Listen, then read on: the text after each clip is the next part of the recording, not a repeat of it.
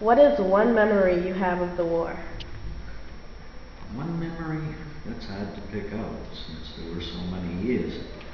I think probably the memory that stands out most in my mind is getting home from work one evening and seeing a televised news report of a South Vietnamese officer executing a Viet Cong prisoner live on television. This Viet Cong prisoner appeared to be younger than 20 years old. He was cuffed, standing beside the South Vietnamese officer when the officer suddenly took a gun, held it to the prisoner's head, and just summarily executed him. And I guess that's my most vivid memory. Okay.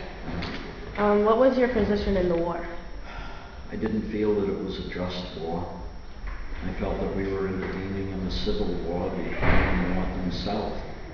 When Vietnam was divided into North and South by the Geneva Convention, there were supposed to be free elections held nationwide within 2 years. Those elections were never held because if they had been, Ho Chi Minh probably would have won. And that was something we couldn't allow because he was Prime Minister. Do you feel that the war was necessary? No, once again, some people would argue, but I do feel we lost the war because we didn't achieve our objective. Our objectives in Vietnam were to keep Vietnam from falling to the communists. And in the aftermath of our withdrawal, not only Vietnam, but Laos and Cambodia also fell to communism. Ostensibly we got into the war to keep dominoes from falling, but the way we conducted it, the dominoes fell.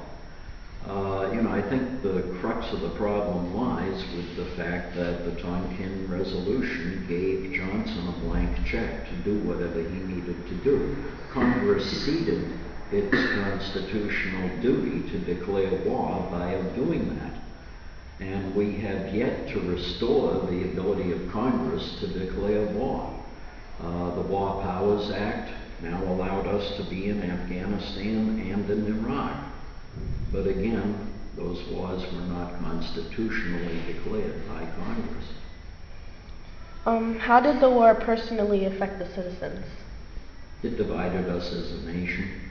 It divided families. It caused bloodshed in the streets of Chicago in 1968 and on the campus of Kent State and Jackson State in 1970. I know in my own family, my father and I didn't talk for about 3 years, in part because of our division over the Vietnam War. My wife's older brother was in Army intelligence during the war. And when he returned, he suffered post-traumatic stress syndrome and basically disappeared. We hadn't seen him since 1981. And he'd never talk about what was done in the Vietnam War. Probably one of the worst horrors of the war was the way that the Vietnamese people were treated. We were all horrified by the events in Iraq at Abu Ghraib and by the way Iraqis were being interrogated. But the Vietnamese people suffered greatly during the Vietnam War. And, that has to be taken into consideration. What was the most important and lasting impact of the war? I think the fact that to this day, Congress still doesn't declare war, that we're still allowed to dedicate large numbers of American troops and resources to foreign struggles without necessarily the unanimous support of the American people. Okay.